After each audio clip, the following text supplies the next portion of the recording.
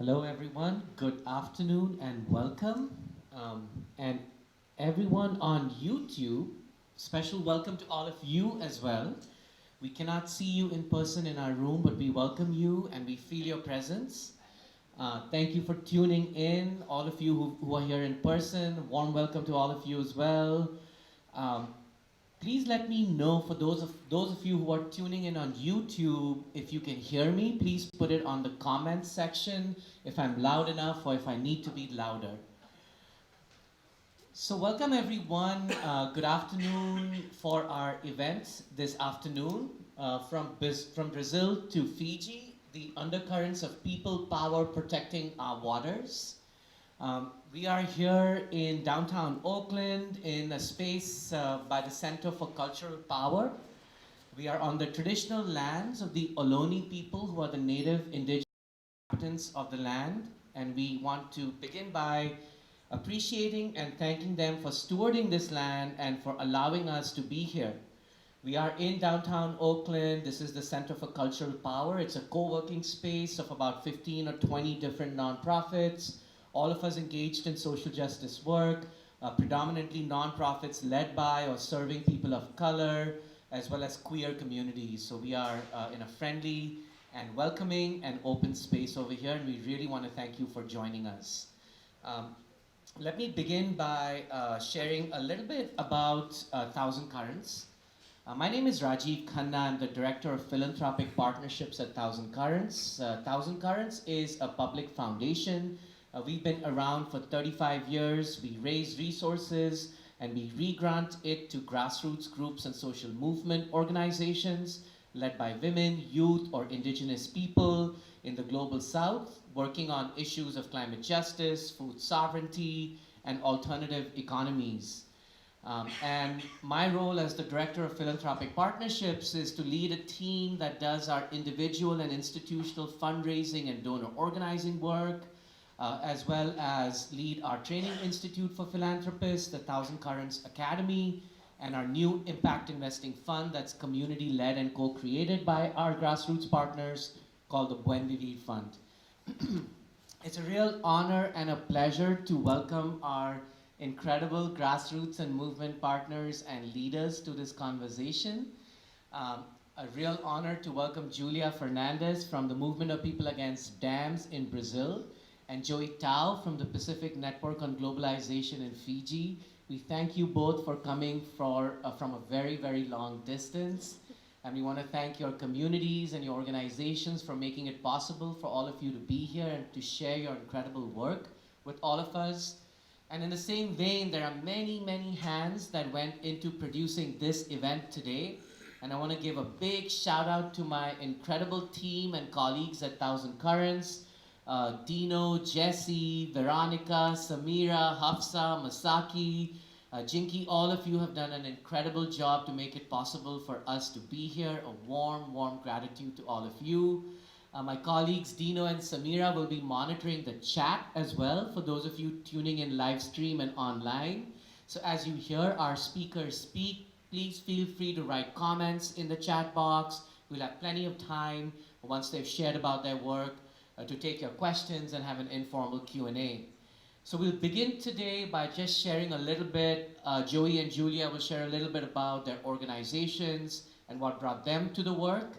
And then they'll share a little bit about their work on protecting our oceans, our waters, how communities and movements are organizing to preserve our oceans, which of course is the source of all life on this planet, as well as the work that they're doing to maintain our water sovereignty and clean energy access for all. They'll share about their work, and then we'll just take questions from those of you here in person as well as those of you tuning in live stream and just have an informal Q&A. So let's begin. And my first question to Joey and Julia, and we'll begin with you, Julia, is tell us a little bit about your organizations. What does the Movement of People Affected by Dams do? What does the Pacific Network on Globalization do? And then share a little bit about why are you there? What brought you to this work? Thank you, Rajiv, and thank you everyone who took the time to be here online or in person. And thank you, Thousand Currents, for bringing me here. So, as he said, my name is Julia. I'm from the Movement of People Affected by Dams, MAB. We are a social movement. That means that we are the people that we organize. So we are 20,000 families in 19 states in Brazil. And those people are people threatened or affected by the construction of hydropower or mining dams. So they were forced displaced from their territories for the constructions of the dams, but they never were recognized. They never was recognized as affected by that construction or by that work. So we mostly organize the families, and we do organizing, mobilizing, but also political education. And we educate them also about the human rights that are part of them, that sometimes they don't have any information about what their rights are or what actually is happening with them, because when the companies come to construct the dams, they just take the families away. They just ignore them, or in the best case scenario, they consider those families, those communities as a cost for the construction, a cost for the project that they have in that region. So we inform those people, we form them politically, we organize them, and we mobilize them so they can be recognized, they can resist against the dams, and when we are not able to stop a dam to be constructed, how they can be compensated for their losses. And MAB exists for almost 40 years, but as a national movement for 28 years, that's almost my age. So actually, I got connected with MAB. I was a student in college, but I always was the weird kid who like to talk about politics and social dynamics and rights and everything. But in college, I start to understand that everything we have, the power that I had at home to use my computer, my cell phone, that power actually create damage on other people's lives.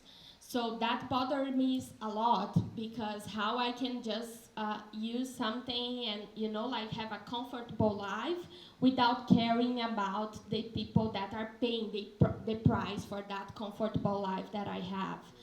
So I started to contribute in the movement regarding the international relations with allies, but also partners like Thousand Currents.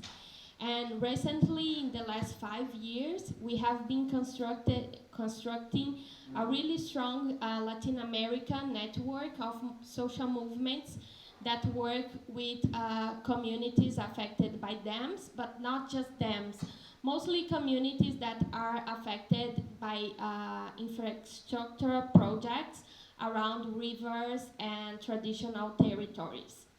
So it's just called Movement of People Affected by Dams in Latin America, but in Spanish. I'm not going to say it because my Spanish it's very limited. I'm working on it. So I help on this process, in the Latin American process, but also the relationship with allies and partners in Europe and here in the US. So, thank you.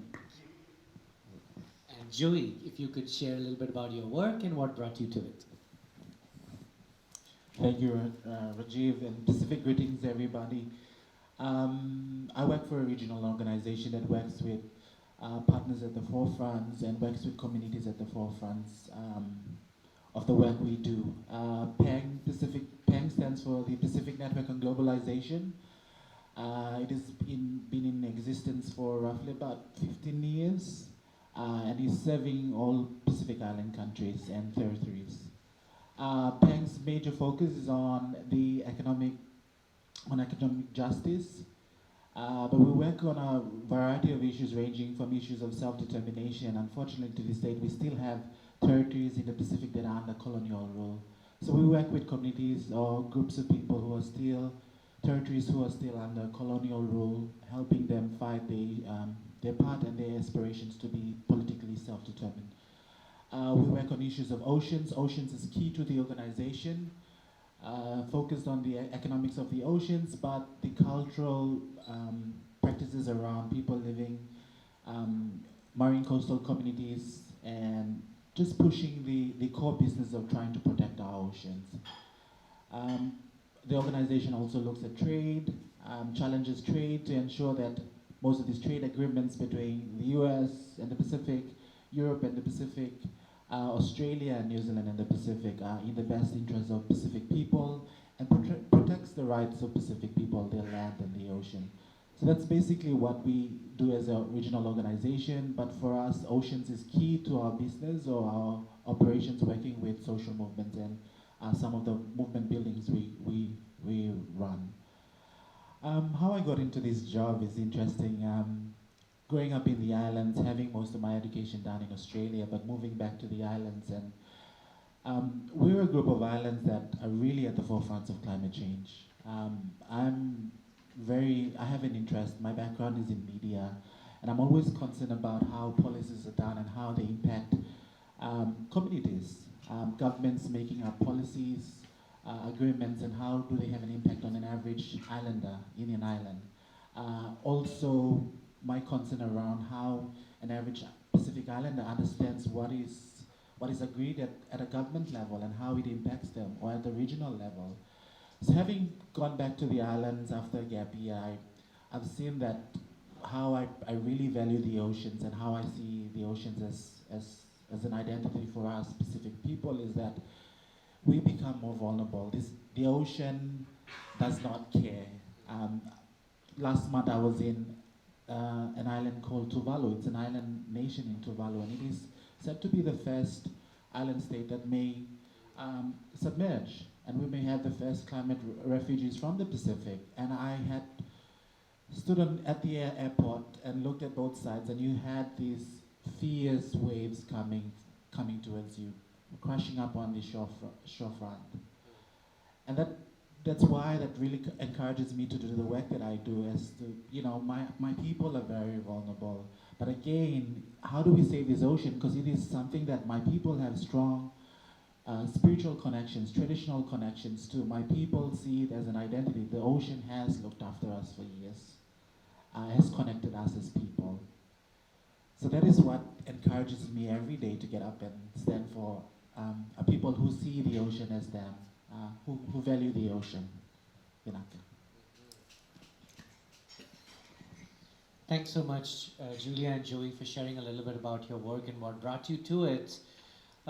We'd also love to hear about the work of your organizations in protecting the ocean life and also all the people who are dependent on the ocean and have this symbiotic relationship with it. Just in the last couple of days, the UN released another report about the state of our oceans. And just like the melting of the ice caps and the glaciers, we now know that ocean acidification and warming is happening at a much more rapid and alarming pace than we thought. And that we are seeing the impacts of this all around us, quite literally. So share a little bit about what's happening in your communities and what are you doing. Would love to hear. So, as I said before, MABI was born to work with riverine communities mostly and small farmers around rivers. But like 4 years ago, we had a big, not accident, we call it a crime. That was the burst of a mining dam, a tailing mining dam in the state of Minas Gerais, the state I come from.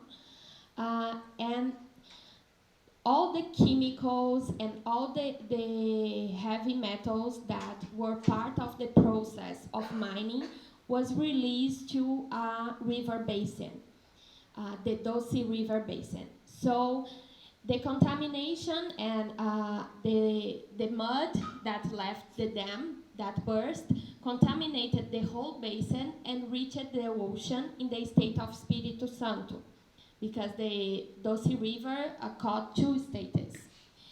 And then, because of our experience of work in that region that was already affected by hydropower plants, that I'm doing a parenthesis. In the case of the power dams, the mining companies own most part of them because they need a lot of energy to operate. So they have a lot of influence on how the energy is produced in Brazil.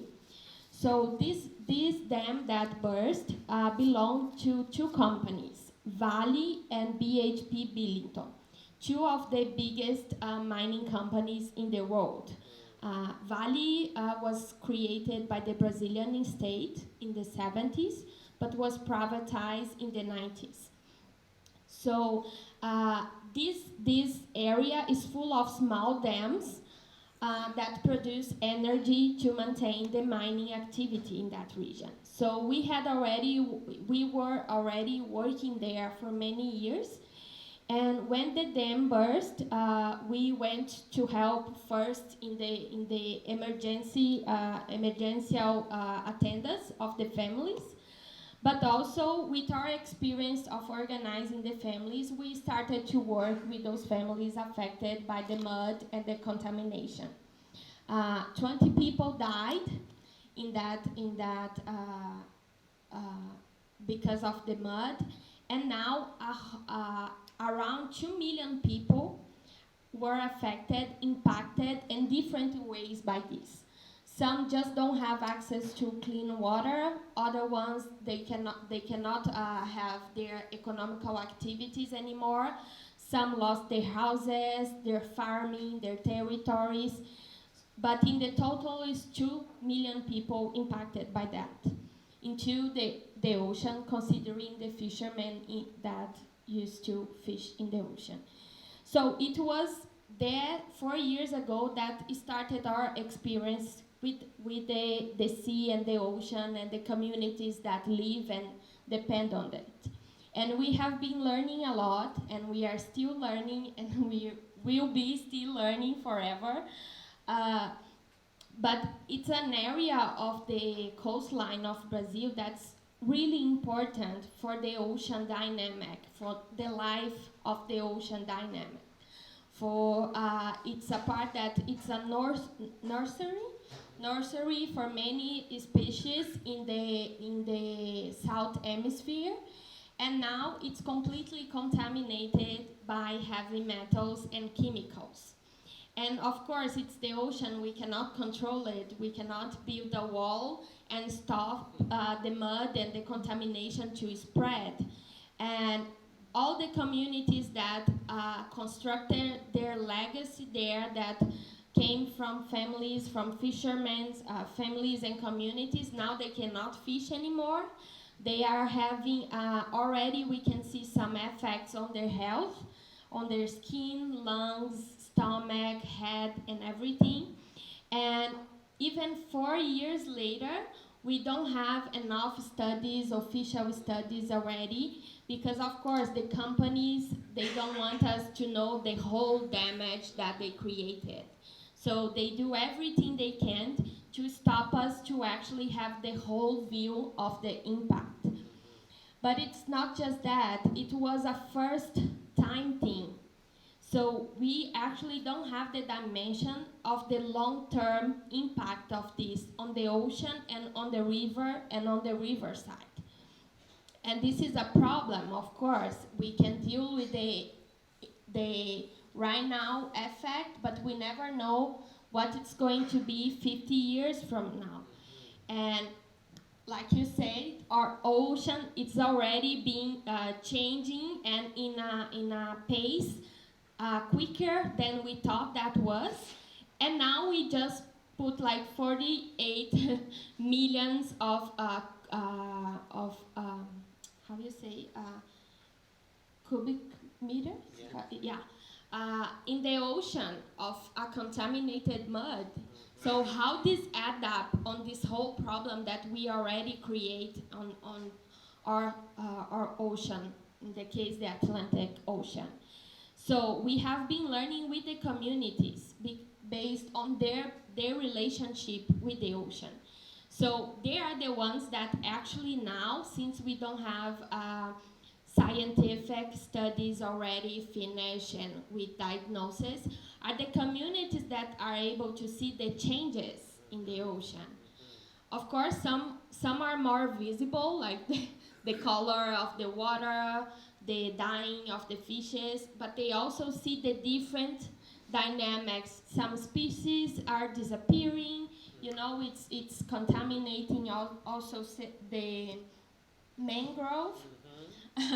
That's a really important part of the dynamic of the species in the ocean.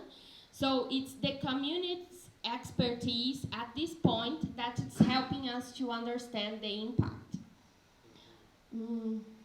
Yeah, so these communities, they are informal workers, of course. They are very isolated from towns and cities. So it's always difficult for them also to be in this dynamic and in this power balance with the companies. So this is why it's so important to organize them and to actually inform them about not just the companies but their rights, and also how we can force and push the company to deal with the human impact but also with the environmental impact they cause. What we want is for the population affected to be in the front of the decision making. They know what was the ocean before. They know how we can compare and analyze the differences, and can help us to find the solutions, and we can push for the companies to actually pay for the damage they did, but for the communities to be the ones to work and construct the solutions, not some transnational company who already destroyed so much. So this is why our work is being developed for the last 4 years in this region affected.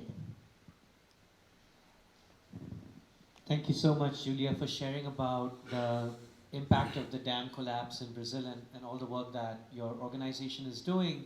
And I encourage all of you who are here, as well as those of you listening on YouTube, to please think about any questions you may have for Julia. And then I'll invite Joey now to share a little bit about your work as well in protecting ocean health. Thank you.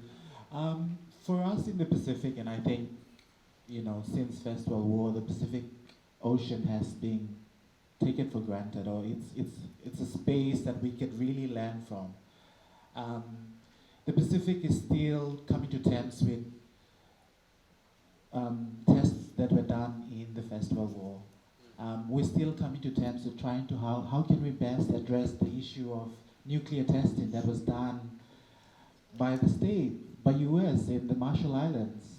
We're still coming to terms with how can we best address the impacts of nuclear testing in the Pacific Ocean that were done in Maui Nui, French Polynesia, Tahiti, and other parts of the Pacific. So we are still, as we are faced with climate change, we are also faced with the issue of how can we address nuclear testing waste. As sea levels are rising, as Rajiv had said, there's a dome in Eniwetok. It's in the Marshall Islands. It's a dome that has pretty much, it's called a graveyard, what the Americans term as graveyard, where all contaminations, all the equipment that were used to do nuclear testing have been buried there. With the rise in sea level, it is so unfortunate that this dome is currently leaking as we speak. Kids are being contaminated. The marine supplies of food have been contaminated, and they've lived with this. We had women who have given birth to jelly babies. They've been brought here to the States to be studied. So those are some of the issues that the Pacific has consistently and continues to today still faced with. It's about how can we continue to protect our home, because we describe the ocean as our home. So going forward, the work that we are now faced with, going through that nuclear testing era, now we are faced with a new form of exploitation, or testing rather. It is experimental seabed mining. It is driven by foreign companies with the interest of financial institutions, facilitating entry into the Pacific. Very much interested in rare earth minerals, what we term as our mobile phones and our laptops. And there is this demand from the West, demanding that we need rare earth minerals to supply this demand. But unfortunately, it is going to be done in my part of the world, in my part of the Pacific, where exploration has been done, where mining, we all understand the mining on land, terrestrial mining. But this is a new form that it's taking where they will actually mine the seafloor. Hydrothermal vents rich with, some rare marine biodiversity, marine resources that could help pharmaceutical companies, marine minerals that these companies demand to meet the demand. So unfortunately, this is happening, and in Papua New Guinea, where I originally come from, there has been exploration in Papua New Guinea in an agreement with Nautilus, a Canadian registered company. I had issued the world's first seabed commercial mining license in 2012. And there has been exploration being carried out. There are heavy activities down on the ocean floor in the Bismarck Sea. Communities from Papua New Guinea, the Bismarck Archipelago, have experienced a lot of unusual activities in the ocean. They've had large mammals being washed up. They also have cultural practices with the ocean where there's a time every year where they go out and they traditionally call sharks. Yes, we like to call sharks in the Pacific.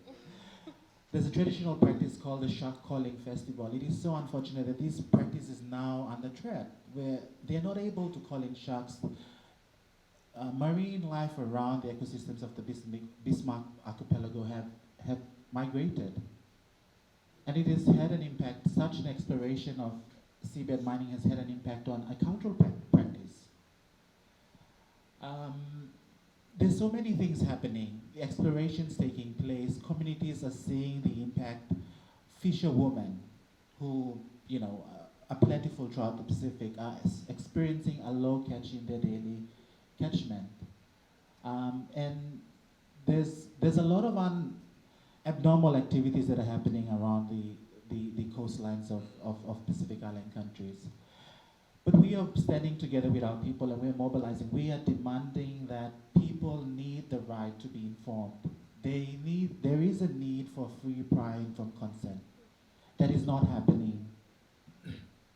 These foreign companies are bypassing processes, enticing governments, Pacific Island governments to be specific, with this whole economic narrative about how this new frontier would bring large economic returns. It will save us economically, but bypassing the social impacts, the environmental impacts, and the cultural impacts it has. So as working with communities, building movements, we are encouraging our coastal communities, our Pacific Island countries to stand up and ask and demand for the right to be informed, the right for the consent to be given. And that has brought, we've gone against so many, brick walls where we've gone against our governments and really calling them out, but also calling out companies, calling out the European Union. Just recently, the Pacific is going to go in an agreement with the European Union. And the European Union has a raw materials initiative, and it explicitly states they're interested in seabed minerals. And that is something, an agenda that the Europeans are pushing. So as an organization who's been working in the Pacific, we are also calling out investors, those that have put their money into such dirty or toxic investments, such experimental projects. So we've been doing this since 2012, and I don't like to call it a success, but I'd like to say a step in the right direction where we've gone to influence companies, not only at the national level, but companies, not only at the national level, which our governments are facilitating and accommodating, but we're also being able to call out large corporations.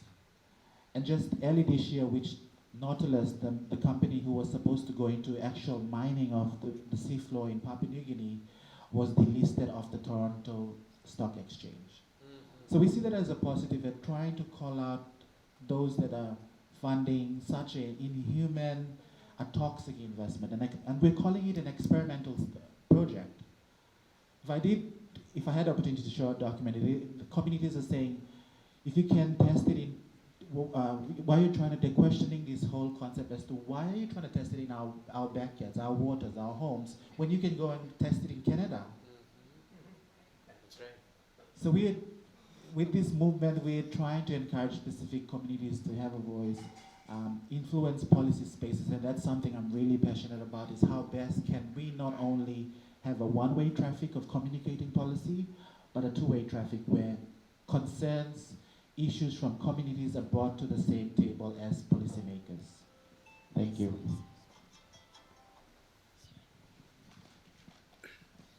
Thank you so much for sharing. That was really, it was really enriching for all of us to hear about firsthand about the impact of some of these climate change events that are happening in Brazil as well as in the Pacific region. I'll just share a few themes that I heard and then also ask you a follow-up question. I heard a lot from the two of you about corporate impunity, right? About the Vale Corporation in Brazil, Nautilus in Canada. And it's really important to note that even though investments in extractives and fossil fuels may be declining in the United States, or there may be less mining happening over here or Canada or Europe, that in the global south, it's actually increasing at a very rapid pace. And the companies that are causing this enormous damage in the global south, and Brazil and Fiji sadly are not the exceptions, right? It's happening everywhere. That those companies that are causing these damages are based over here in the United States, in Canada, as well as in Europe, right? That's really important to know. Also, another theme that emerged was government collusion. A lot of the collusion of governments with corporations and free trade agreements and the signing away of rights of communities as well as of land and water over to corporations and the privatization of the commons, right? Hearing a lot about that as well. We also heard a lot about the absence of any long-term impact assessments and the long-term ecological as well as human impact of these climate change catastrophes and catastrophes induced by extractive and fossil fuel mining companies, right? We also learned that this is also about energy access, right? At least in Brazil, and it's also about, it's more than just about livelihoods, about communities being in a mutual symbiotic relationship with the waters and oceans around them. It's more than that, right? It's also about a deeper spiritual connection to land, to water, and to ecology around where communities are born and brought up. A different kind of relationship that's not based on extraction, right? Exactly. And the other thing that also clearly emerged is we have to really question the notion of who is a scientist. Academics and scientists are understanding these ecological long-term effects at a much later rate and far slower than communities on the ground that are witnessing these changes every day, that are deeply connected to water and land and other resources around them. So local communities really at the forefront of not only understanding what the damages are and what the changes are, but also what the solutions are, right? And then of course, the need for transparency and accountability. We heard a lot about the free, prior, and informed consent and really bringing local community voices into decisions that governments and corporations make. Share a little bit also, Joey and Julia, about what are some of the successes that you've seen. You shared a little bit about that Canadian company, Nautilus, being taken off the Canadian stock market, and congratulations for that. That's great news. And we need maybe 100 more companies to get off the stock market, right? But share with us, what are some of the successes you've seen and how you inspired to keep going on in the face of these incredible challenges? So, actually, even with no success, sometimes we are still inspired because we are moved for the people and for the environment they live on. So sometimes we need to struggle for 10, 15 years to have a small victory. But in this specific case that I brought here, we are Valley historically has a large power in this region of the country because it's where it was born. In the same valley that the company killed, it was the valley where the company was born. So it has a lot of influence on the government, on the justice system. So it's really tough to get things moving when you are competing with a billionaire and transnational company. And of course, they don't like us very much. And that's really good. We don't want them to like us. Uh, from the beginning, they were very aggressive against us. So they tried to stop us to have any contact with the families affected. They would put like security on the hotels where the families were allocated to avoid from any leader from MAB to have contact with them. Because they know that in the moment that we start to talk with those families are going to feel empowered and are going to engage in an organized struggle, of course. So through 4 years of fighting and struggling every single day, the families were able to have some good and actually amazing conquests.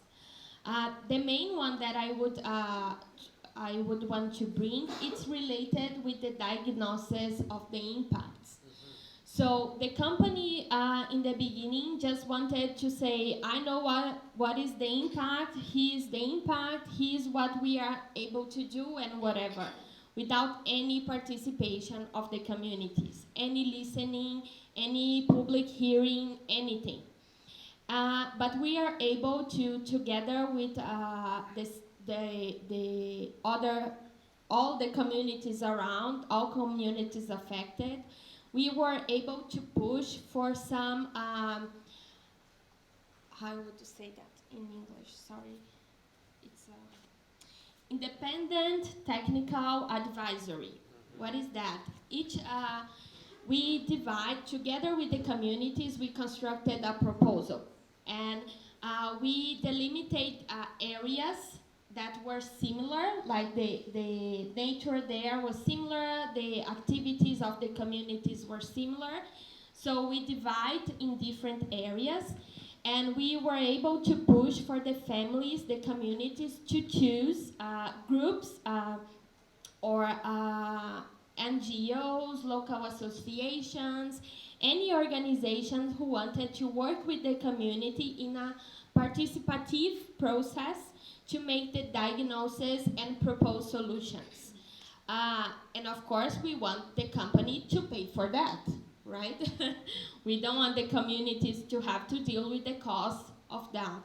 So after 4 years, just last week, actually, the judge responsible for the case, he gave the green sign for the start of the contracting of these local organizations. And the work they are going to do is, together with the community, to point all the damage and analyze. It's a 4-year work. It's a long-term work, but with a long process and different steps on the way. And the communities by themselves are going to diagnose the impact and make the proposals of solution. And the proposals then, it's going to be, of course, another struggle to get them actually on action. But this was an amazing and historical win for us, for the communities there, but also for communities affected in other regions, because you open a door.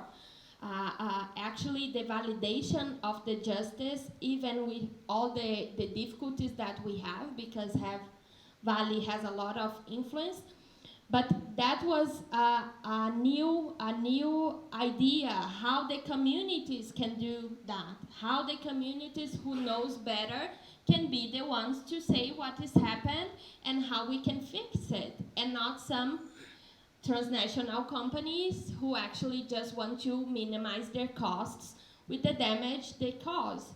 So for us was amazing, but to get there, we had small victories with emergency helps for the families who cannot work anymore, for some temporary housing for the families who lost their houses. So it was long, small victories, and this one, if I can say, it was like the biggest one that we had until now. And the final idea is not just to bring solutions, but how the families can be compensated by their losses. They are not working, you know, they are being through food and water insecurity. They depend on the distribution that the company does of water to drink, and it's not, how can I say, we cannot trust it on them, so we also need to do our own work to guarantee that the families has access to water and food and housing. And but these small victories and these big ones, they gave us, you know, like that breathing moment that we can do it. It's working. So let's keep doing and let's strengthen what we are doing because we are getting results. And this also helps the family, you know, to have patience because this process takes so long. We are, you know, we are fighting with a so powerful actor. So for them, sometimes they can get frustrated because the time it's long. But when they see that they, you know, we did this. We put Valley in their place and we say we are going to do this and we got it. So for them it's also very, very powerful. This is small or big victories. And it's a moment of excitement. So thank you. Thanks, Julia. And Joey, share a little bit about what successes you've seen as well. Thank you. Since starting this campaign where we look at the importance of the ocean and we call for an outright ban. As an organization, we've been saying ban to seabed mining. And throughout the life of the campaign, we've been trying to push our Pacific leaders. Our Pacific leaders in the sense that we were pushing that at least have a moratorium in place. So as of this year, we have roughly about 6 Pacific Island countries who have agreed to a moratorium, and it's a 10-year moratorium on exploration, seabed mining exploration. So we see that as a step forward where 6 Pacific Island countries have agreed, and that's 6 out of the 14, inclusive of 3 other territories who are under colonial rule. So 6 is a step forward for us. We're trying to push countries to come to a regional agreement where we could call for an outright ban. But Fiji, Papua New Guinea, Samoa, and another 3 countries have agreed to impose a ban, impose a moratorium. So for us, that's a positive step forward, something closer to a ban, and it gives them enough time to visit process, ensure things are properly in place, legislation is done properly, and ensure that legislation does protect the rights of Pacific people or people who live in the Pacific. Having said that, we've been also pushing, trying to get institutions, and it's unfortunate that the International Seabed Authority, which oversees the law of the sea, which pretty much administers the law of the sea, is having direct contact in the Pacific. So it's doing this, it's how do you say it? It's roadshows in the Pacific. So they're enticing Pacific Island countries to have a that level of relationship with ISA. Pretty much facilitating corporations' relationship with Pacific Island government states. So they're really visiting pro-seabed mining countries, that is Cook Island and Tonga and Nauru, really pushing forward that they have this establishment back. But we as an organization, as much as what we want for our local communities, ensuring that they are represented, we're seeing that some of our island states are now beginning to recognize the role that our communities, our indigenous people play. The UN has recognized traditional indigenous knowledge. How do we bring that to the table? So it's in process and decision making. The Ocean Summit was in 2017. Some Pacific Island governments call for traditional practitioners of ocean science. We have science too, as indigenous people, and we've been really forcing that to the table. So it's really positive to see that our Pacific Island governments are recognizing our indigenous science and are pushing it not only within our regional space, but pushing it within the UN space. The UN has convened to, it's like an international convening where it's called the Biodiversity Beyond National Jurisdiction. So this is like minerals beyond your EEZs, beyond your national jurisdictions. But we have traditional practices and traditional relationships that go beyond our EEZ. And that's what we're pushing at this, is trying to reframe the narrative. And it is so pleased, like, it's really heartwarming to see that our Pacific Island governments are acknowledging science and our traditional knowledge. And I'm sure that happens. We're seeing the same, and as an organization that looks at people to people building, continent to continent building, we're seeing that in the Caribbean. It was lovely to meet Desmond and listening to their practices they do in Africa and certain places in Africa, and I'm sure in Brazil. It's about time we need to start recognizing that, and that's happening in the Pacific. Great, thank you so much. And I think this opens up the conversation to all of you here in person as well as those tuning in on YouTube. I'd love to collect 2 or 3 questions that you may have for Julie and Julia. I'm sorry, Julie and Julia.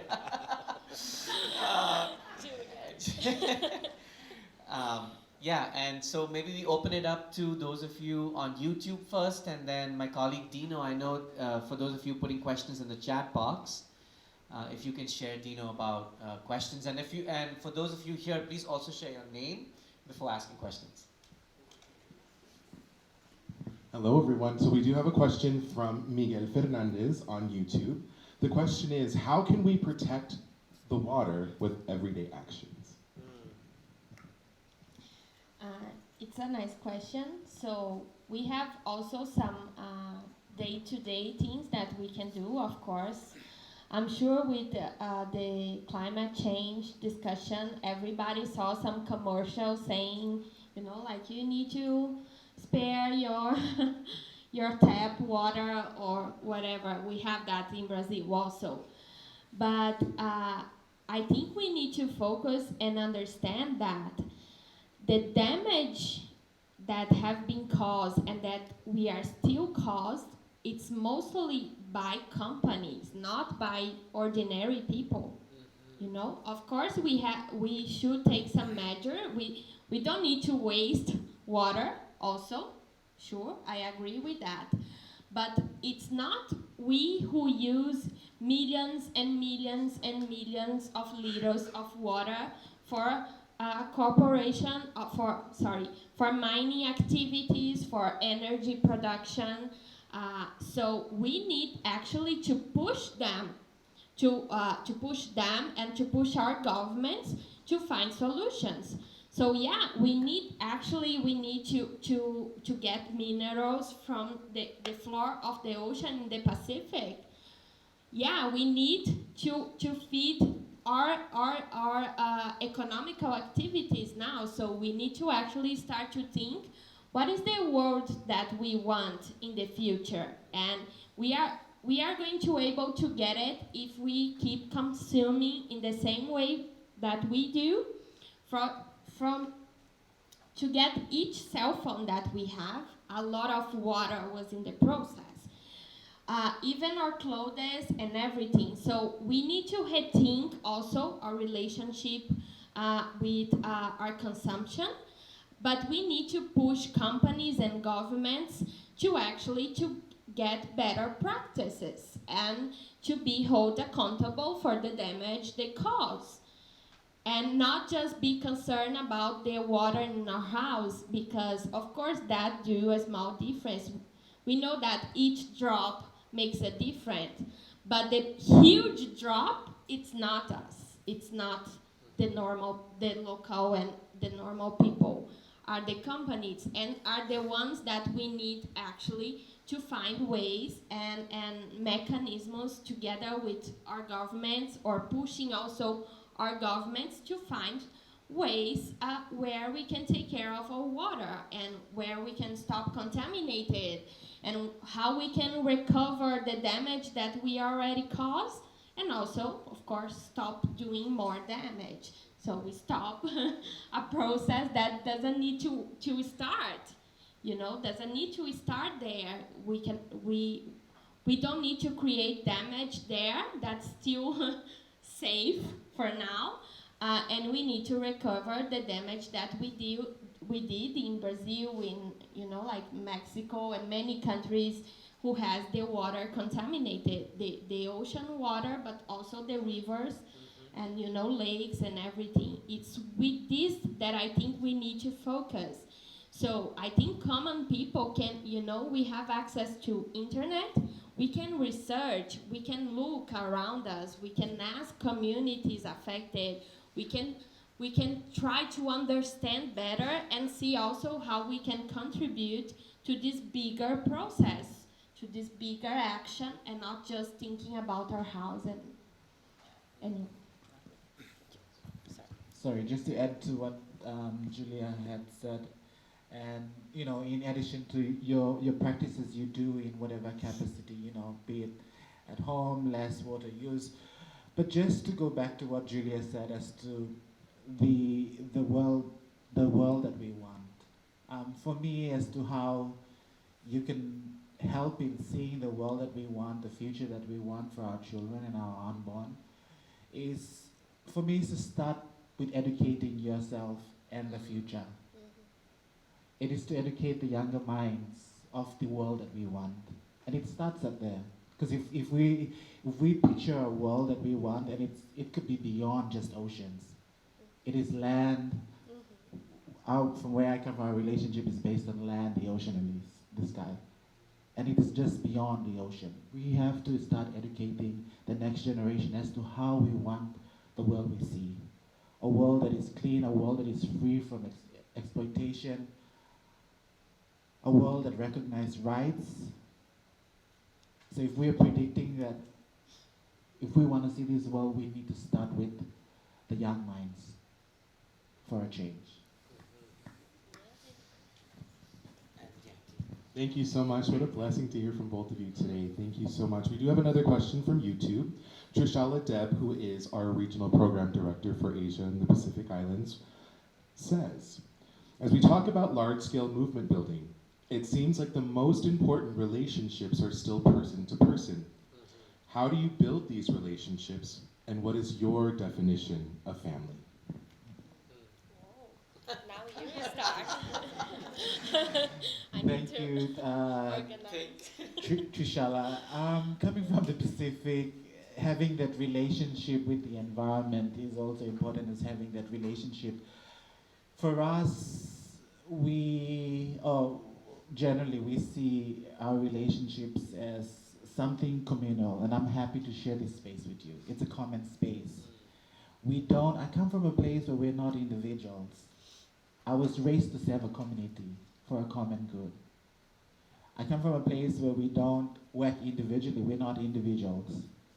And for us, that is relationship. I may not be related to you by blood, but we have a relationship. We are family. And that for us, how we have progressed issues is based on the common good that we work for. Our tribes, our local communities, our districts, we work as a common good. So if we know that in the Pacific, if I know that your island is going to be impacted, I come over, and that's how we build movements. How based on, we perceive things as for the common good, not through an individual's backs. And I think that is how we're being able to build movements throughout the Pacific, where we see us as a collective. I'll just leave it at that. So yes, we also share this thought that people don't live alone, right? There is that saying that a person cannot be an island, right? And when we are talking about small communities in the countryside, fishery communities, like small farmers communities, they live by this logic, this collective logic. So if I'm going to grow in my backyard corn, you are going to grow beans, and you are going to grow, I don't know, rice or something. We are going to share because we are a community. We exchange between us. We construct together our community. And this is also what a social movement is. It's something collective. We want, as a social movement, we want to create structural change. And the structural change that we want to build is a collective one, not an individual one, not one that it's more concerned about my profit, my interest over the rest of the people. It's not our logic. And inside the movement, we also organize in a way to put communities constructing everything collectively. So they have regular meetings in the community, so can discuss the community problems and construct their action plan as a collective action plan. And they also have relationship with communities from other parts of the countries. This is why we are a national movement, because we understood that we need to come from the local power and to the national and Brazilian or Latin American power, because we are not isolated. The way I'm affected also affected other people, so why we cannot work in a collective solution, and why we cannot work together to get there. You know, if we want to construct a world where we respect our nature, we respect our people, and we respect our future, we need to do that as a collective, as human beings, not, you know, Brazilians, Americans, Latino, as a human beings, because we live in the same planet. So the damage made there also affects here and affects other parts of the globe. So why we should act as isolated and individuals if everything is collective, the good and the bad. So let's also act together and in a collective way, even with our differences. Acting collectively, it's not ignoring, specific characteristics, it's not the cultures, it's not respecting other things, but we need to find a way to work together for the common good, because it's our future. So it's not just climate change, it's in a daily life way, and it's with our neighbors, in our schools, everywhere, in our work. We need to be more concerned with other people and not just ourselves. Thank you so much for those powerful reminders about how we are always more powerful as a collective, right? And I'd love to invite those of us here in person also to ask any questions. And Vera, what would be best? Should I share the mic? Should I invite folks to come up front and ask their questions for the live stream? Vera? She's very concentrated. She's very concentrated. Shalini, why don't you come up? So we can get your sound too. So my question is to Julia. How has Bolsonaro's government affected your work? Are you able to continue doing what you're doing, or are you facing even more significant challenges? Thank you for bringing that up. I don't like to start with that, because it's so negative energy. So, of course, it has changed a lot. We had to adapt our strategy. We are more concerned with the security of the leaderships, and even our communications. We had to get security plans for that. But also in a broader way, his policies and his speech it's creating a lot local effects and not just on the governmental level, you know, because he's a fascist, so he has a hateful speech, and also he has an opening for companies. He has an idea that nature is there to be exploited. This is what he's doing with Amazonia, now that you guys probably saw on the news here. But it's not just there. He's saying the same things about all over the countries. If we have resources, natural resources, they are there to serve humanity. He parts of this logic that everything is a commodity.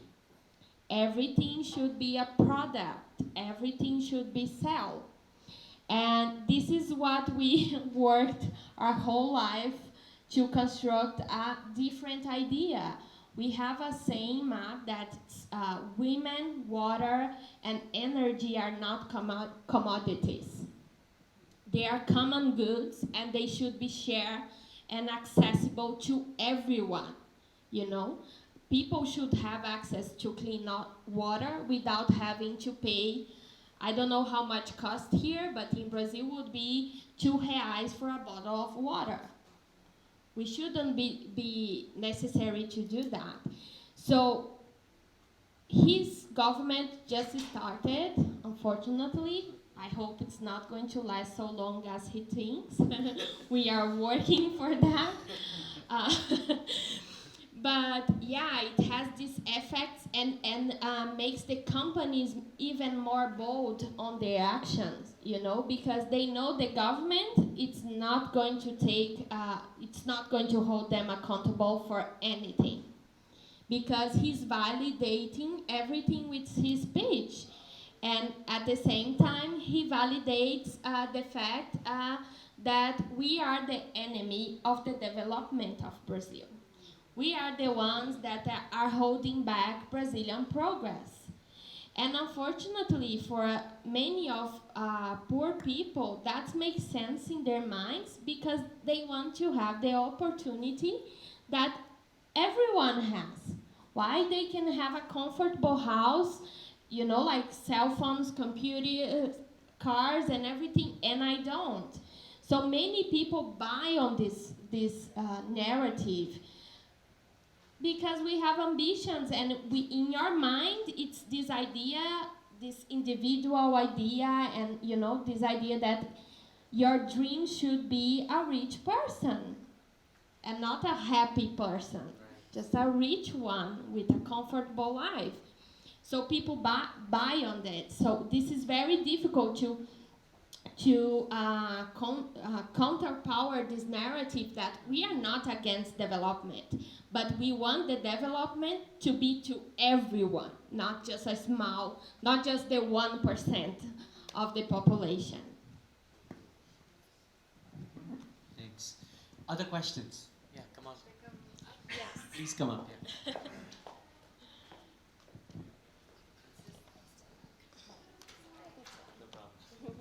Hi, my name is Jetty. I work with indigenous communities in Malaysian Borneo, and I was wondering what you see as the more essential elements or components of movement building and of community organizing. You answer first because I just. That's my democrat.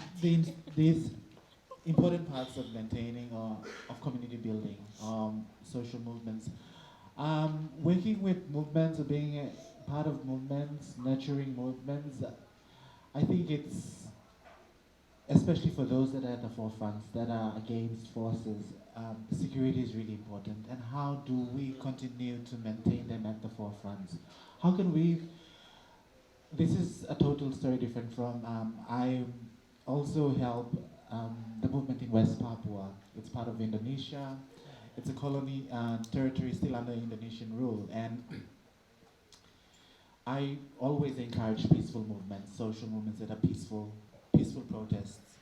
And we have been, over the years, we've been using arts we've been using the cultural practices. They do dreads. For women, they do dreads to, it's their whole identity.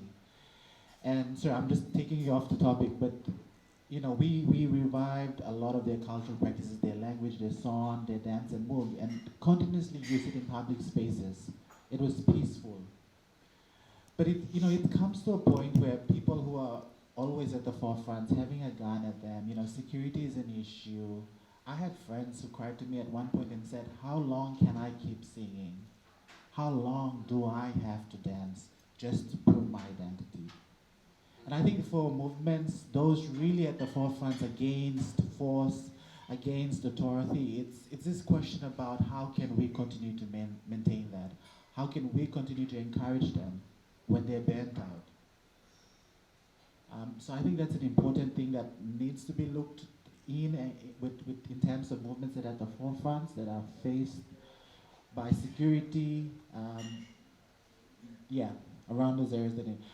Another thing, working with young people, for me it's really, really important for movements, apart from any other thing that has been successful. But for me, one thing that I've found successful in the Pacific, working with young university kids who use art and dance and so forth, is to acknowledge history. I think history is really important for movements. You need to know where you came from. You need to know who provided you the foundation as to where, the shoulders you stand on. And I think that's really important. I acknowledge, apart from so many things, there are little things that drives a movement, but I think history is important. You need to know where you came from. I shouldn't be here speaking so boldly, but I know who has gone before for me and which shoulders I'm standing on. Thank you. So for us, something that we have learned historically, not just from our history, but the Latin American social movements history, it's that it's really important for the movement building, but also for the sustainability of the struggle, to create a conscious awareness, political education, and critical thinking.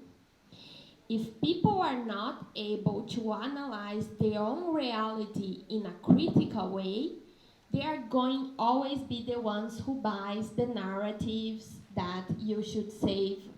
If you save water in your home, you are saving the world, and like that Brazil needs progress.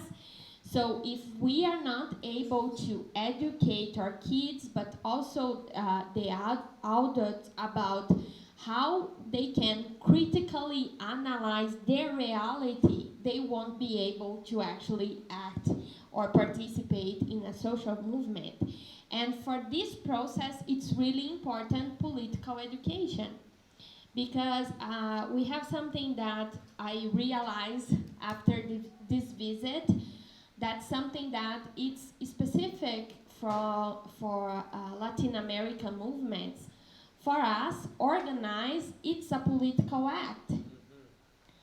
Political act for us, it's not just elections and government dynamics, it's the everyday life that we have.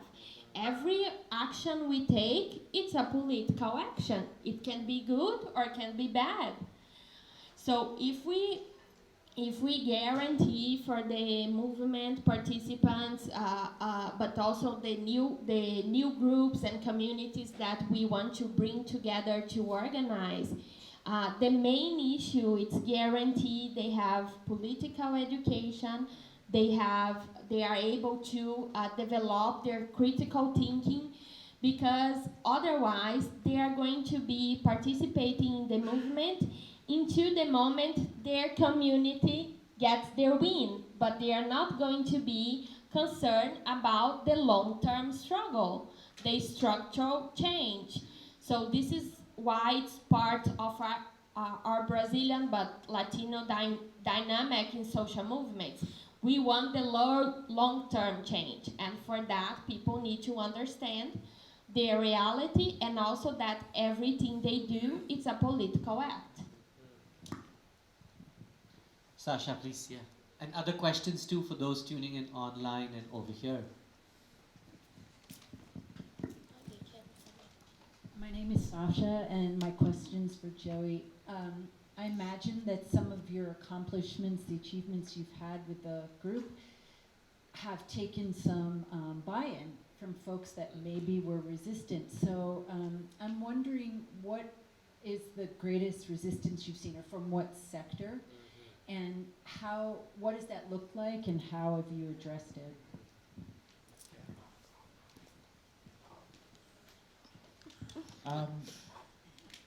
Some of the wins that we've done, and with regards to the seabed mining campaigning against the experimental seabed mining in our waters, I think one of the biggest buy-in, I could attribute it to Pacific Island governments, but I will give it to the people.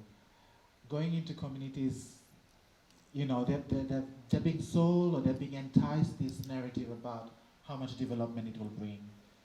And you are forced, you know, having experience, working with other different countries, you've learned from experience terrestrial mining. You've seen how mines on land have displaced people, how extractives have really brought so much damage rather than good, and have left people and countries with nothing, no economic, you know, returns. And when you go into countries that are for the first time, or communities that are for the first time propose something like this, saying that this development will bring you a lot of, you know, this experiment will bring you a lot of development.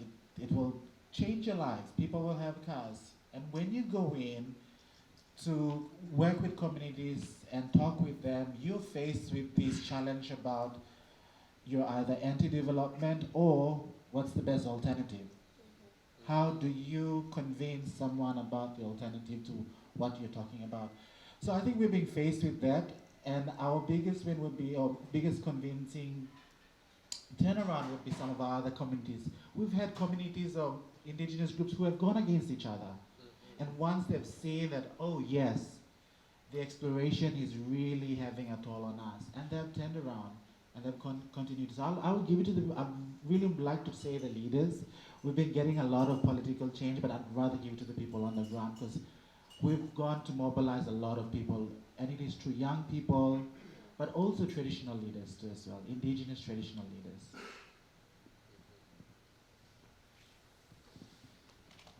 Any other final thoughts or questions before I pose one more to our guests and we wrap up?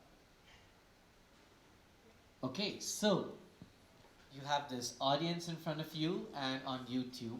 What do you want us, what's the one message you really want to share with them? What do you want us to leave with? Your face. So, first of all, I wanted to thank you guys for caring enough to be here and to be open to listen and learn about our struggles in our countries. This is really important. It's not everyone who cares enough about people in the other side of the globe, so thank you for that. And I also would like to call you guys to reflect on this and reflect on how your life here and how your country acts also has effects on our lives. And how you guys also can act here in solidarity to us. You know, many of these companies that we both talked about it has a lot of American investment. And they have a lot, they serve this logic that unfortunately it's very strong here, that's individual and that this progress at any cost. We should find progress at any cost.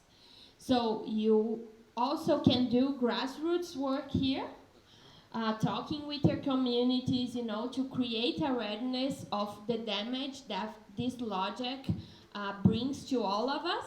Because now everyone's talking about climate change, because now it's reaching, I wouldn't say the word that I wanted on video, but it's reaching everyone, not just us. So now people are concerned, people in Europe, people here, now they are concerned. So we also can use this opportunity as an opening to discuss with our communities here and mobilize them here to pressure the government here, the companies here, to help us to hold those responsible accountable, and to help us also to create solutions that are for all, for the whole globe, for the whole human beings in the globe. And of course, directly to our work, you can also support with the specific companies that it's acting directly in our communities and affecting directly our lives. And also, as a whole, but solidarity to our movements. Help us to, to spread the word. If you guys want to visit, to see on how we work with the communities, we are open to, because we want allies. We want allies everywhere. We want to have a strong global community fighting against this model that is just destroying our planet. So thank you, and I hope I'm going to see you guys on this allies struggle together with us. So thank you so much. Thank you. I'm just gonna keep it short. She's really wrapped up everything that I really wanted to say too. But just in line with what she said, I want to challenge you. I want to challenge this audience and the ones that are tuned in. I want to challenge you as to how do you see just beyond the borders of America. And in line with what she said, how do you, I know some of you work with other communities and others at the forefronts.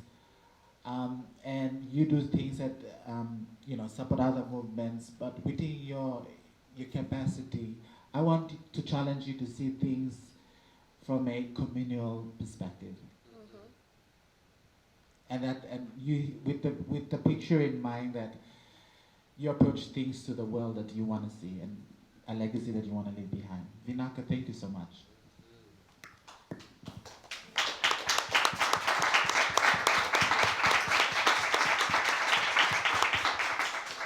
Thank you all for tuning in. Thanks for coming in person.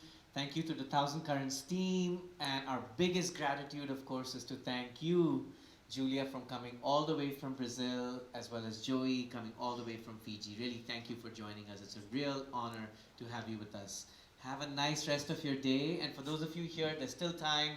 You can mingle and have some more conversations. I believe there's a lot more food, so hang around for some more time. Thank you again.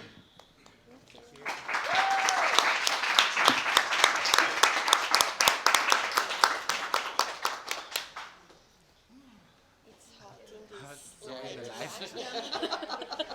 Exactly. That is it. That was our last thing done. We're done. For the love of the earth, right? For the love of the earth.